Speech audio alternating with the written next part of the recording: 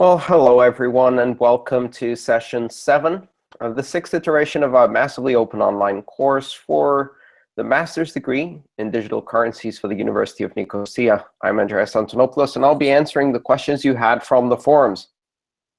Since this is the last technical session of this season, we're also going to cover leftover technical questions from previous sessions.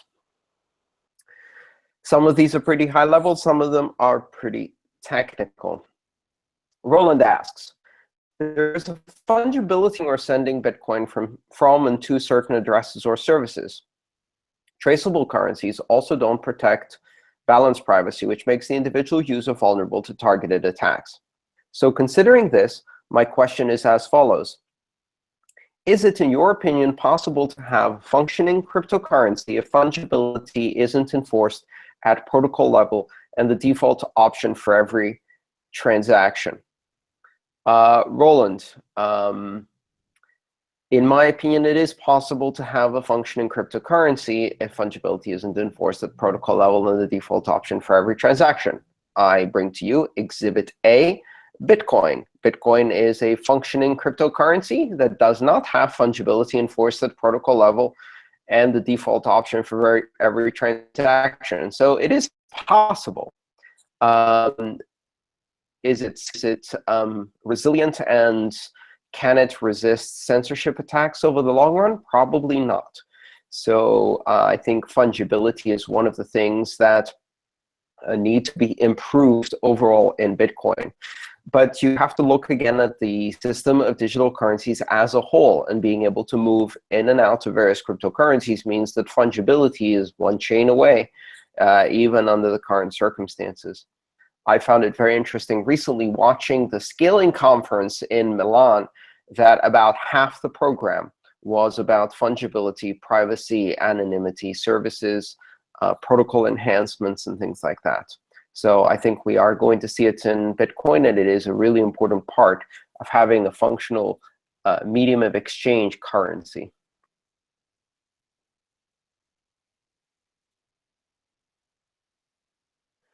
Felix asks, I've come across the term proof of resources. I was wondering if there was a term around describing the concept of issuing coins for some other form of value creation.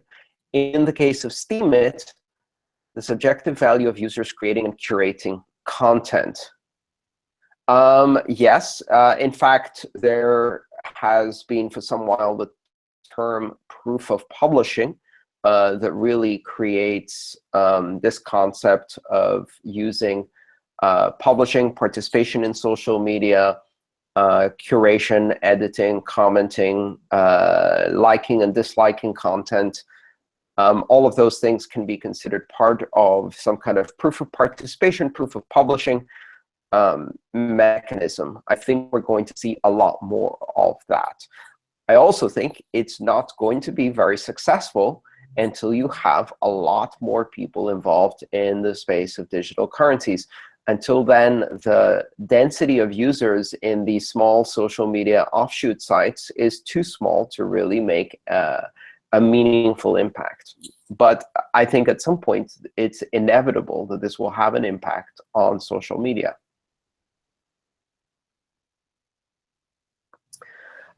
Joe asks, while one virtual currency may be set up as a deflationary currency, there's no limit to the amount of different deflationary virtual currencies that can be created, thereby still creating an inflationary monetary environment, which, as I understand it, virtual currencies by principle try to avoid. That is, of course, assuming that a lot of virtual currencies will become successful. Are we now in a shakeout phase where consumers are determining which virtual currency is the most desirable commodity? Or is the monetary principle as proclaimed by the Austrian school being proven wrong, in the sense that there can be many currencies, each with their own limited functionality? I think we have to think of currency as exhibiting various attributes. Some currencies are used primarily as a medium of exchange. Some are used more for a long-term store of value. And I think the market is currently shaking out to see which ones are a better fit for different environments. And we will see that the monetary policy of a currency will have an impact. Positive, negative, I don't know, but it does represent the selection.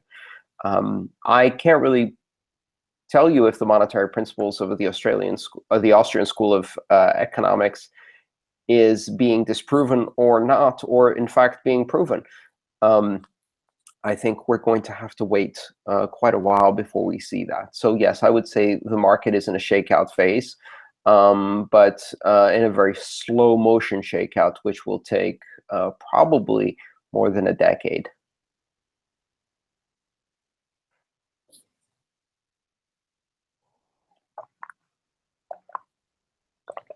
James asks, might alternative blockchains and coins for different geopolitical zones be likely? And if so, what of the black markets for these altcoins? Black markets are created when governments outlaw something. Could some coins become illegal?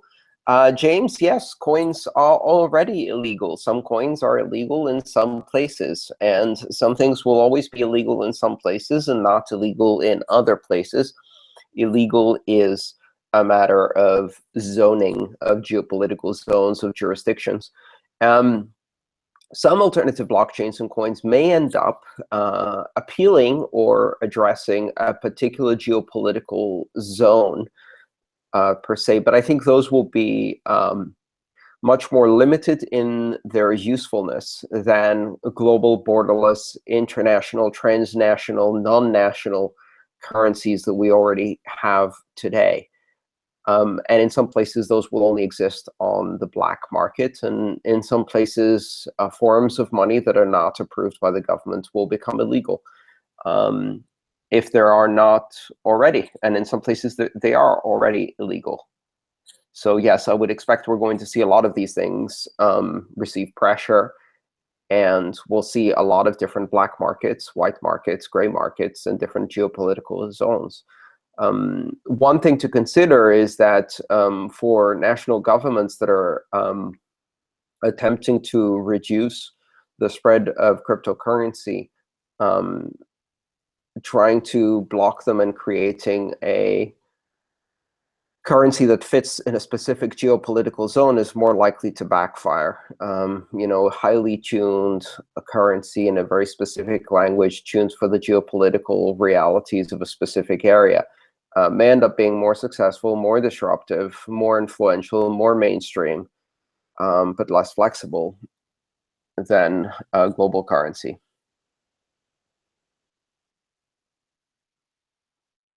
Roland asks, I want to ask your opinion on bootstrapping systems and the value proposition of cryptocurrencies. For example, let's take Factom. It's a fee token. One needs to own Factom to be able to use the Factom notary. The same is valid for Ripple. You don't need to buy Ripple for the value transfer. You only need XRP to pay the fee to the Ripple network for processing your value transfer. If there's no monetary demand for a crypto token, will it be able to survive long term? I think it depends, because what you're saying is that Factom and XRP have monetary demand, but they have monetary demand because of the utility of that particular currency in allowing you to use the features of that network. That's not speculative demand, but it is monetary demand. It's demand for that value. So it really depends. I think whether these crypto tokens can survive without speculative markets surrounding them, I don't know. I don't think you can say that a token is just for fees and not have a secondary market emerge quite spontaneously. It's impossible to not have a market in these spaces.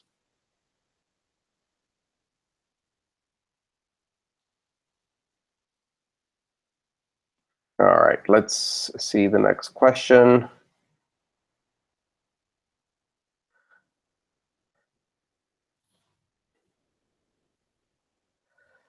Mark asks, I like the idea of Ethereum and its powerful smart contract language. However, writing code is hard, especially if you do it in the open, because everyone can see your smart contract in the blockchain. Actually, I would say it's harder if you try to do it closed, but it's hard either way. If a blockchain implementation fails, there is always the hard fork option. What are the options when there is a bug in the smart contract and the contract is in the blockchain so you can't change it?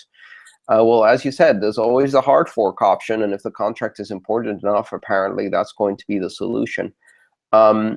It's one of the challenges with being able to mature smart contracts is balancing kind of the immutability of the smart contract and some kind of safety net or exit, emergency exit, or other mechanism for updating or terminating a smart contract if a bug is discovered in it.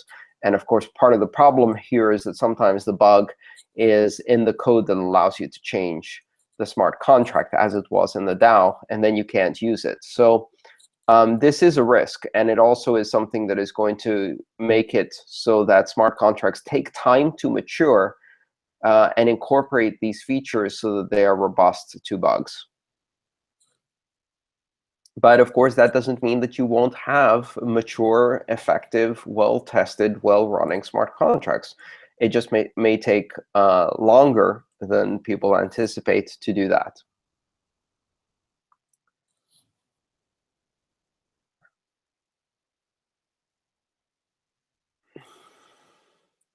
Andreas asks, how do you think Bitcoin can get mainstream? It's still difficult to administer and store. With a bank, people feel safe since they have the deposit insurance if the bank would go bankrupt, and furthermore, the bank also covers the loss when fraud occurs. I feel that the trust issue is a big no-no for the common people. Well, with the bank, people feel safe if those people happen to live in approximately 10% of the human population that has access to honest banks in a system of law where they do have deposit insurance. Congratulations if you do. That makes you a minority. The bank covers the loss when fraud occurs. Yes, that is true in some countries, unless, of course, the bank is the one doing the fraud, in which case they don't cover the loss. And the deposit insurance covers you if one bank goes bankrupt, but not if all the banks go bankrupt in a country, in which case the deposits are gone. Again, just ask a Cypriot, a Greek, an Argentinian, a Ukrainian, or any of the many, many millions of people who have seen that promise go away overnight. So with a bank, people feel safe. Depends on what you mean by people and how narrowly you define that. Trust is a big no-no for the common people. That is a very good point. Bitcoin needs to be a lot easier to administer, store, secure, and do so easily and with great security. And it's going to take a while. Keep in mind, current banking with deposit insurance and protections against bankruptcy and fraud is something that took several hundreds of years to develop.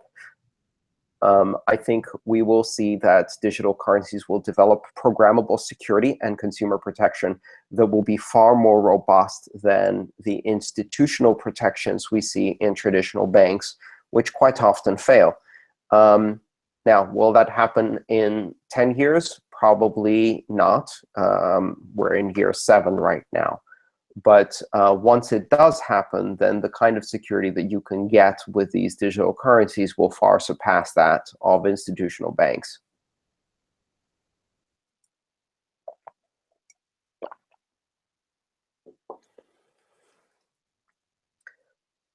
Pedro asks, why is Bitcoin not exploding in Venezuela, South Sudan, and other hyperinflated economies where the economy is broken due to broken monetary economics? What is missing? Decentralized access to exchanges, political clarification, Bitcoin is too complex, not enough investment or liquidity, Bitcoin's design, or national regulations. Okay, that was 6 different items. How about all of the above?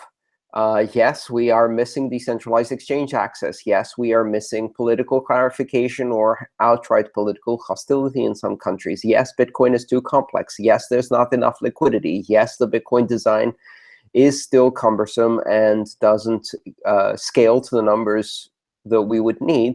And yes, national regulations cause impediments. What you also forgot broad access to technology, broad access to mobile technology, at least feature phones, but preferably smartphones. The lack of availability of most of this documentation outside of the English language, the lack of programming skills, again, outside of the English language, numeracy, literacy, and levels of infrastructure support within the country, and the ability to generate liquidity in the first place. Those are a lot of reasons why you don't see these things happening. And also, it's only been 7 years. It takes a while before you start seeing disruptive technology like this affect developing countries. And the first 15 years during which cellular phones were available, the only people with cellular phones were bankers and business people who had phones in their cars or in briefcases. They were big, they were expensive, and not very functional. And now, having a cell phone is not a status symbol. In fact, having someone else hold your cell phone is the new status symbol. So it will take some time before you see, similar to how long it took for cell phones to penetrate the developing nations.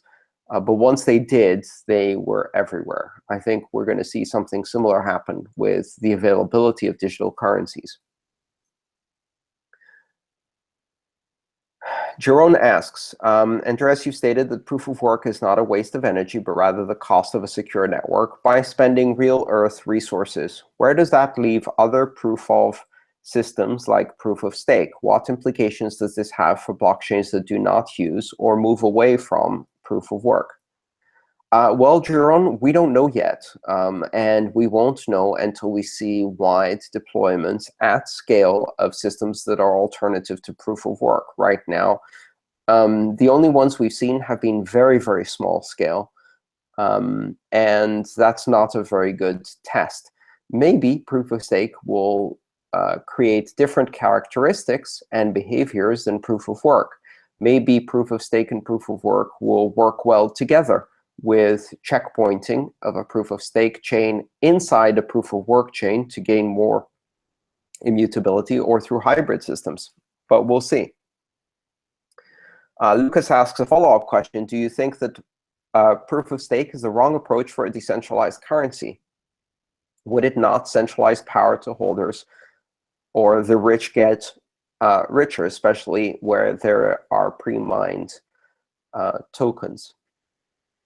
I don't think there's a wrong or right approach for decentralized currencies. And I don't think any one person can really tell you if there is a right or wrong approach. I do think that proof of stake creates different attributes than proof of work, and it may be useful in different circumstances than proof of work. And we'll have to see how the market around that develops. It's too early to really tell if proof of stake will create a rich get richer kind of situation, or through circulation of the currency, that will not be a problem. We'll see how it affects centralization. We'll see how it affects immutability. We'll see how it affects the decentralization of these systems. Nicholas asks, is it possible for a hash collision to occur from block hashes in Bitcoin? If yes, what happens with the get block command, which takes a hash for a parameter? Possible, yes. Probable, no. So it is possible for a hash collision to occur in the block hashes of Bitcoin, but the possibility is so low that we are unlikely to see one potentially for hundreds and hundreds of years. I'm not sure if the get block command, if given a hash parameter, would return 2 blocks, both of the ones that fulfill that hash, in which case you could see the relative difficulty or amount of proof of work each block has in order to decide how to link it, and also see what its parent is in the previous block link. All of which would allow you to link it to the blockchain quite comfortably. So I don't know if the algorithm really has to consider that too much.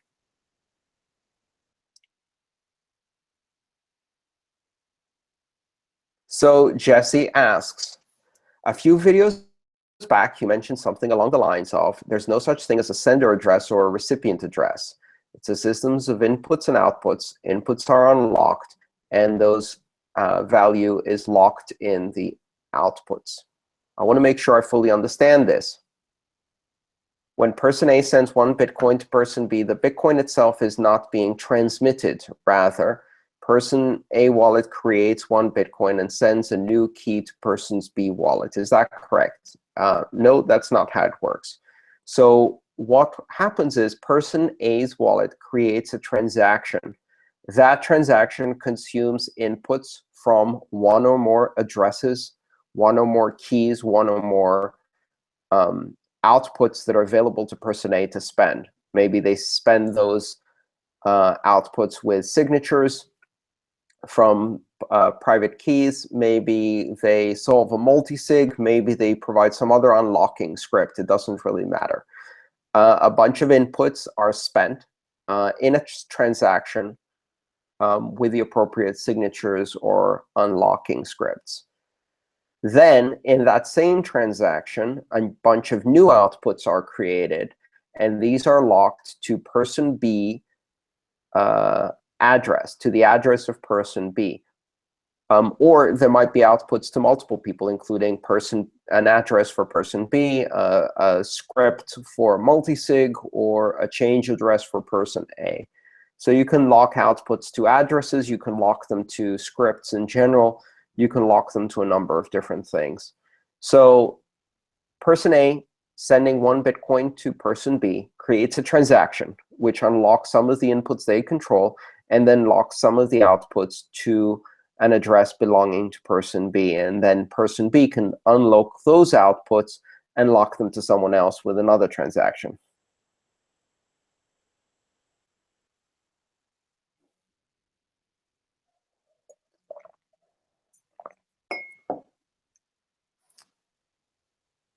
Bitcoin Core currently holds 86% of the hash power, but to get SegWit over the line, they need at least 95%. Is this correct? Well, they need 95% sustained over a specific period of time after the activation window has opened. And they need to get 950 out of 1,000 blocks over a period of 2016 blocks. And so with unlimited, Bitcoin Unlimited controlling, well, I guess it's 14% of the hash power at the moment, does that mean that SegWit is potentially being blocked to get Core to fork? And if a hard fork occurs, would the logistics of double coins be similar to that of Ethereum's hard fork, where you have balances on both chains until you spend from one of them? All right. So first of all, I don't know if Unlimited or Core will block or not block, or whether SegWit will be activated. I would be very surprised if SegWit is not activated over the next couple of months, but Bitcoin is full of surprises, so who knows. For Bitcoin Unlimited to block it, they would have to sustain more than 5% of the hash rate throughout for that 2016 block period. If a hard fork were to occur, which is an even more remote possibility, then anybody holding coins today would hold coins on both forks. If you tried to spend those coins during the fork, you might have some trouble. After the fork, there is a possibility that transactions will be replayable, depending on how the fork happens. Most likely, you will be able to take a transaction from one fork and replay it on the other, which is going to make it difficult. So for example, if you take coins that you have and try to spend them on one fork to send them to an exchange, for example, there's a very good chance that the transaction that you transmit on one chain will be replayed accidentally or on purpose on the other chain, which means that both of your forked coins on both forks will move to an exchange address. So actually splitting between the coins becomes quite difficult, and I don't know how we would do that in Bitcoin. So it depends on how the fork happens. This is one of the problems with hard forks, is it creates some uncertainty, especially for exchanges that use custodial hot wallets. Let's see what else we have in these questions. All right, what's your thought on Bitshares and delegated proof of stake? Are Bitshares an undervalued tech? I really don't know if I'd say it's undervalued or overvalued. I generally don't think of the relative value as whether it's expressed in a market. But I think delegated proof of stake is really interesting. Unfortunately, I think one of the problems we've seen with proof of stake, and I think this also applies to Bitshares, is very low participation in the actual voting and staking, which means that a lot of the people who hold tokens that have proof of stake are speculating with those tokens and do not participate in the various voting or governance mechanisms. Pedro asks, how do you compare between pre-mined coins as a tax on mining as a way to compensate the creators and investors of a given cryptocurrency, and how do you compare that to crowdfunding? Well, there's now a number of different models to fund these various activities. We're seeing crowdfunding. We're also mostly seeing initial coin offerings. I would say that right now we are seeing a bubble of initial coin offerings where everybody's offering some token for sale, for crowd sale.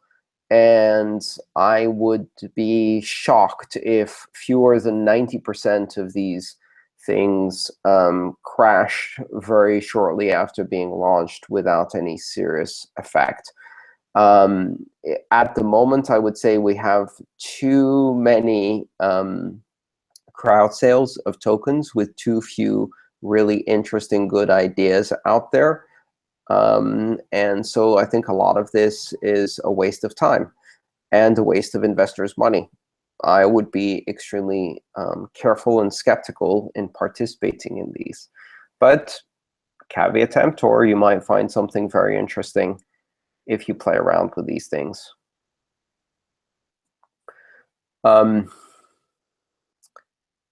Let's see. What else do we have here? We have some questions coming in from the live system. Vim asks, is Ethereum making it easier to buy ETH with Bitcoins because it fears being replaced by rootstock, which runs on Bitcoin? Vim, I don't know. I mean, I wouldn't speculate on the motivations because many people participate in Ethereum, and I don't see any way that you could assign motivations or interest to the entire group of people who participate in Ethereum without making some harsh distinctions. Why are people buying Ethereum or using Bitcoin to buy Ethereum, and does it have to do with rootstock? I really have no idea.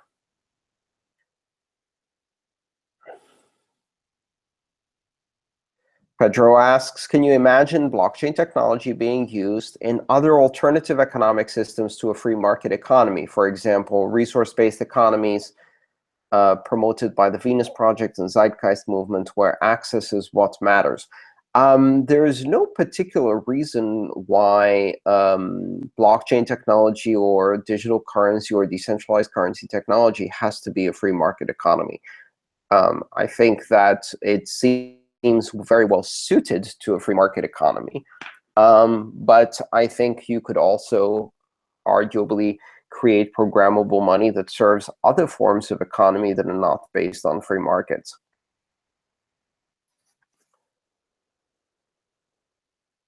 Dimitris asks, the market cap for Bitcoin is around $10 billion US. Last few years, several big banks have begun developing their own private blockchains. You've analyzed before the disadvantages of these blockchains compared to Bitcoin. But aren't there concerns among the Bitcoin community that at some point, big banks will just throw a huge amount of money in order to buy almost every Bitcoin in existence, and even pre-buy at a high fixed price ones that haven't been mined yet. I am not worried if big banks decide to put $30 billion into Bitcoin, trying to buy every Bitcoin in existence.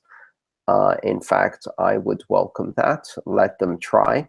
That will drive Bitcoin's price through the roof and will create a buying frenzy. And after they spend the first $1 or $2 billion buying Bitcoin and doubling its price, then they get to spend more and more money buying less and less Bitcoin as they drive their biggest competitor into an investment frenzy. Now, that would be a stupid move. I think you can see and expect to see pump and dumps and market manipulation with investors involved in Bitcoin, just like you see in any other commodity. But I'm not particularly worried about big banks throwing money around. If they throw around a lot of the money that they've had issued at 0% interest rate, what they're going to do is they're going to generate an enormous amount of inflation and devalue the US dollar as they do so. In other terms, you're going to see Bitcoin's price rise. So that's not really a winning strategy. Thomas asks, could departing from Bitcoin Core and migrating to Bitcoin Unlimited by major mining pools impact the scalability of the Bitcoin network and some new features like SegWit? I'm sure anything could happen. I don't really anticipate we'll see a big departure from Bitcoin Core. We've seen a number of these attempts to promote various different implementations of Bitcoin. And for the most part, these haven't been very successful. It is quite difficult to create and maintain a full node implementation, and it's a moving target. So if major mining pools decided to change to an alternative implementation, that would probably increase the diversity on the network. In the long run, I don't see that that would be a particular problem. If SegWit doesn't get activated, then something else will. And if there's some disagreement in the governance of Bitcoin, which leads to delays for one feature versus another, that's part of the governance system of Bitcoin.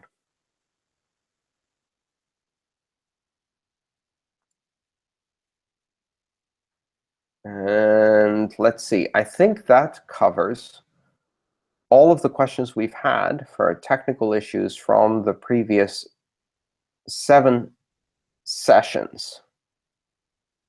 Here we go. Here's another question. I don't know who this one's from. What are your favorite Bitcoin improvement proposals? Okay, here we go. Let's see. I don't know the numbers for all of them. Favorite Bitcoin improvement proposals, for sure. BIP 39, BIP 32, BIP 44, which are the 3 BIPs that give us mnemonic phrases, hierarchical deterministic wallets with multi-currency and multi-account capabilities. Those 3 BIPs, 39, 32, 44, and 43, I guess, are definitely my favorite. These are the wallet standards. Also, favorite BIPs include BIP 69, reusable payment codes, which is a type of stealth channel that I really, really find fascinating. Unfortunately, it hasn't been broadly adopted. BIPs 150 and 151, currently in progress, which are intended to encrypt the peer-to-peer network end to end. The SegWit BIPs, I'm a fan of SegWit, so 141, 42, 43, 44, 45, I believe, off the top of my head. And there's a number of others. Those are probably the ones that I find most fascinating today. And keep in mind, a lot of the really interesting ideas are not yet BIPs. I'm waiting for the BIP for Bitcoin covenants, developed by some graduate students at Cornell in collaboration with Professor Amir Gunsitter. And I believe that's going to be a BIP soon and very interesting. PJ asks, what are the prospects for a futures market developing around Bitcoin? I don't know, but I think the combination of check lock time verify, check sequence verify, and segregated witness can open up a broad range of new smart contracts that can be built on top of Bitcoin. I would expect also we'll see futures markets development specifically around Ethereum, both of which are highly likely. The simple financial instruments that are kind of the backbone of the international markets can be implemented relatively easily in both Bitcoin and Ethereum in various combinations, using even simple script operands. So I would expect we'll see many of the financial instruments implemented in both Ethereum and Bitcoin.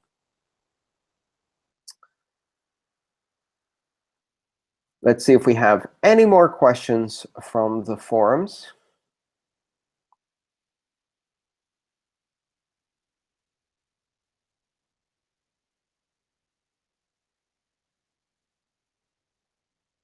OK, I'll add some more favorites from my emerging technology standards. Merkleized abstract syntax trees, or MAST.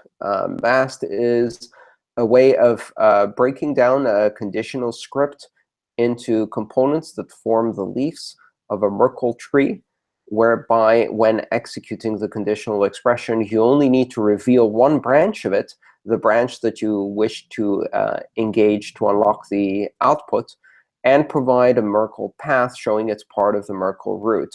It's a way of increasing privacy, fungibility, security, and compactness of Bitcoin scripts, allowing it to have a very, very short script stored in the output in the UTXO itself, which then can be redeemed with O log n length paths from the Merkle root.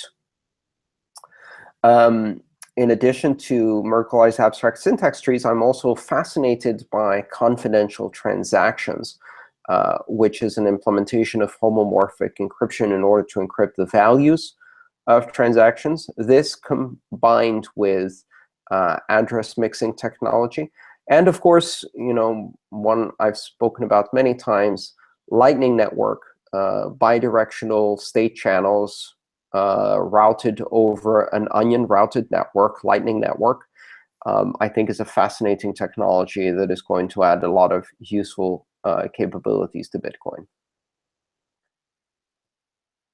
And with that, I think we have covered all of the topics for session 7. Again, thank you for the great questions. Thank you for participating in the forums. Thank you for your participation in the live video and for sending me great questions.